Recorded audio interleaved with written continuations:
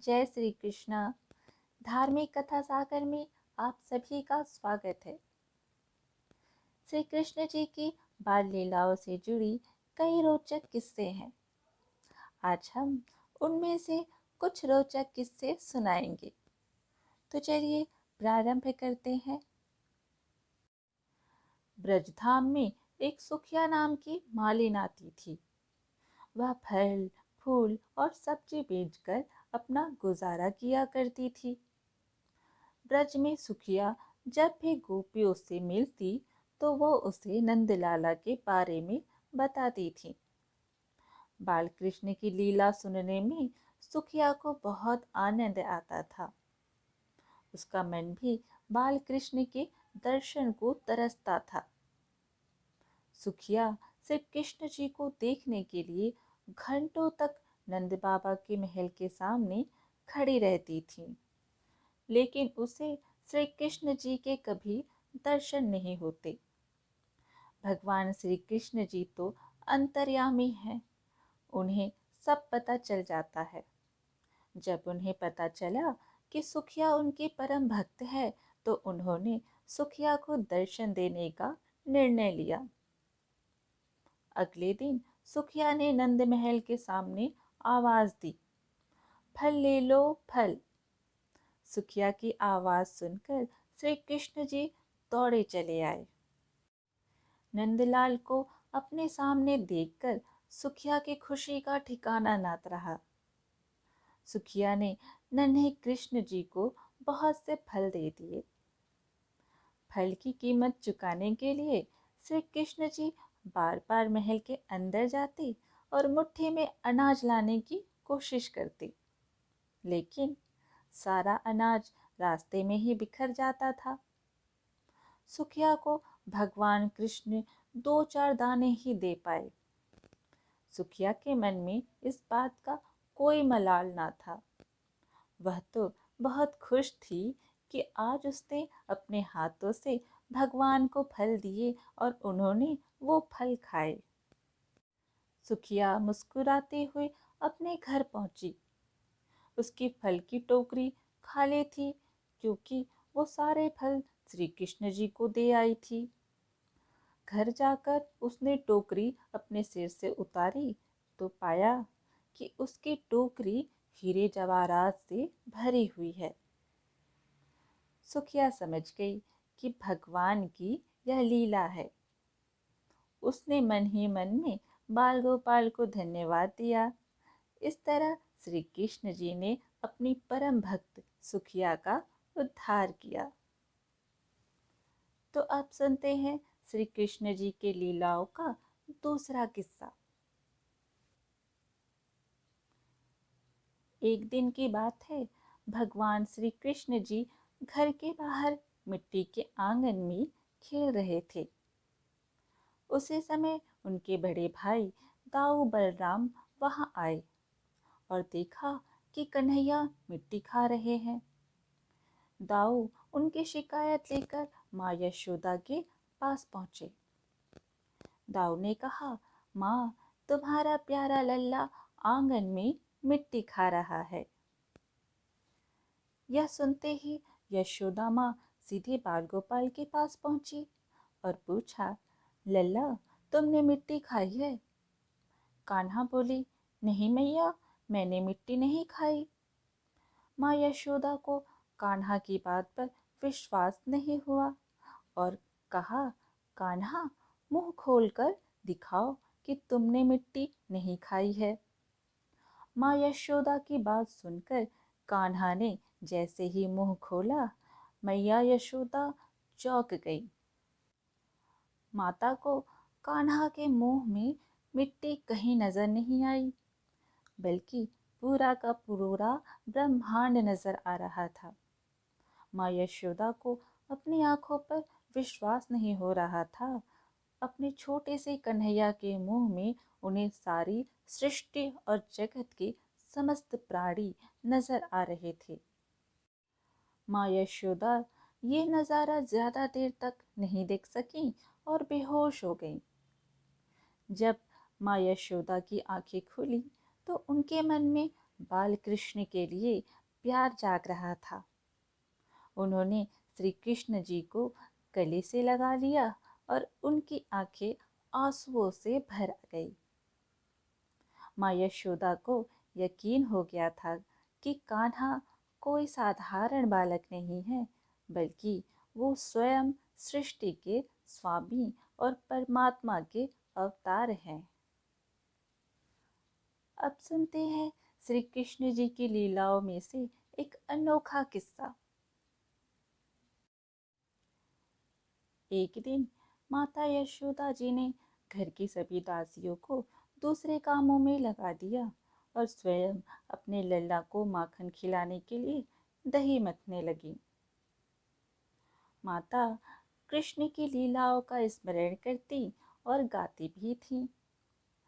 नंद बाबा के पास हजारों सेवक और सेविकाएं थीं, लेकिन लल्ला का सारा काम यशोदा मैया अपने हाथों से ही करती थीं। तभी कन्हैया अपनी मैया के पास आए और दही की मथानी पकड़ ली। उन्हें दही मथने से रोक दिया और स्वयं माता की गोद में बैठ गए। पद्मगंधा गाय का दूध आग पर रखा हुआ था, वो उबलने लग गया। दूध उफनता देखकर मैया ने लल्ला को वहीं छोड़कर जल्दी से दूध उतारने के लिए चली गई। इससे कन्हैया को क्रोध आ गया। कन्हैया ने एक पत्थर उठाया और पास रखी हुई मटकी पर दे मारा। मटकी फूट गई और दूध दही फैल गया। अब कन्हैया के आंखों में आंसू भर आए। दूसरे कमरे में जाकर दूसरी मटकी से माखन खाने लगे और वानरों को भी खिलाने लगे। रामा अवतार में वानरों ने भगवान की बहुत सहायता की थी। जब मैया आई, उन्होंने देखा मटकी टूटी पड़ी है, माखन फैला हुआ है। मैया समझ गई कि यह सब मेरे लल्ला की ही करतूत है। मैया छड़ी लेकर वहां पहुंची जहां कन्हैया उखल पर बैठकर वानरों को माखन खिला रहे थे। कन्हैया ने देखा मैया छड़ी लेकर आ रही है, तो वह भवन के पीछे के दरवाजे से भागे। भगवान आगे आगे और भक्त पीछे पीछे भाग रहा है। बड़े बड़े योगी तपस्या के द्वारा अपने मन को अत्यंत सूक्ष्म व शुद्ध बनाकर भी जिनमें प्रवेश नहीं करा पाते, उन्हीं भगवान को पकड़ने के लिए माता यशोदा जी पीछे पीछे दौड़ रही थीं। किंतु श्री कृष्ण जी हाथ नहीं आते। जब कन्हैया ने देखा मैया थक गई, तब वो खड़े हो गए और मैया ने पकड़ लिया। कन्हैया को हाथ पकड़कर वे उन्हें डराने धमकाने लगी। कन्हैया रोने लगे और आंसू बहाने लगे। यशोदा मैया ने देखा कि लल्ला बहुत डर गया है। मैया ने छड़ी फेंक दी। इसके बाद सोचा कि इसको एक बार रस्सी से बांध देना चाहिए। मैया ने रस्सी मंगाई और कन्हैया को उखल से बांधने लग गई। कन्हैया ने फिर से लीला प्रारंभ कर दी। रस्सी 2 अंगुल छोटी पड़ गई। मैया ने दूसरी रस्सी जोड़ी, वह भी 2 अंगुल छोटी पड़ गई। इस प्रकार सारे घर की रस्सी जोड़ दी, फिर भी कन्हैया को बांध न सकी और रस्सी हर बार 2 अंगुल छोटी पड़ जाती। भक्त भगवान को तभी बांध सकता है जब भगवान की कृपा हो और भक्त जब भगवान से निष्काम प्रेम करता हो। भगवान श्री कृष्ण ने देखा मैया बहुत थक गई हैं, तब कृपा करके वे स्वयं ही माँ के बंधन में बंध गए। वैसे तो श्री कृष्ण परम स्वतंत्र है। ब्रह्मा, इंद्र आदि के साथ ये संपूर्ण जगत इनके वश में है। फिर भी इस तरह बंधकर उन्होंने संसार को यह बात बताई है कि मैं प्रेमी भक्तों के वश में हूँ। संस्कृत में डोरी को दाम कहते हैं और उदर कहते हैं पेट को।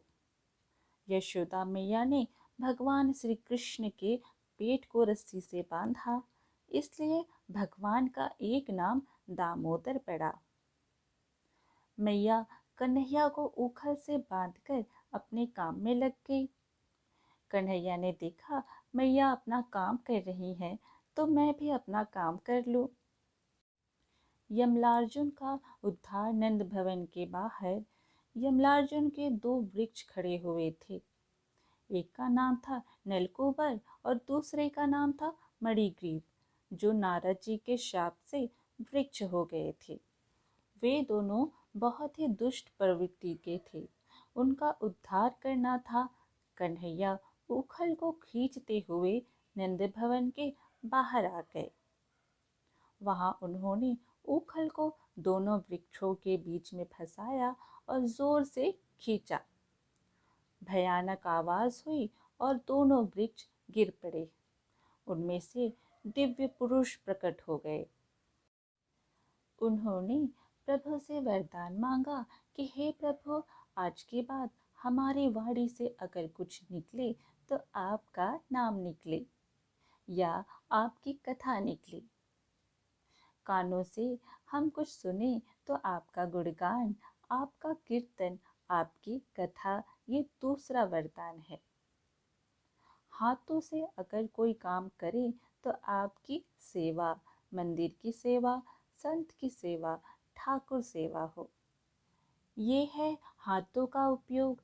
मन हमेशा आपका चिंतन करे, ये वरदान मांगा। हमारा मस्तक सारे लोगों को प्रणाम करने के लिए झुकता रहे, क्योंकि सारे लोगों में आप विराजमान हैं। हमारी दृष्टि सदा आपके दर्शन करे, ऐसा हमें वरदान दीजिए। भगवान ने उनको वरदान दिया और वो भगवान के धाम को चले गए। तो इस प्रकार श्री कृष्ण जी की कुछ लीलाओं को आज हमने सुनाया। तो आज के लिए बस इतना ही।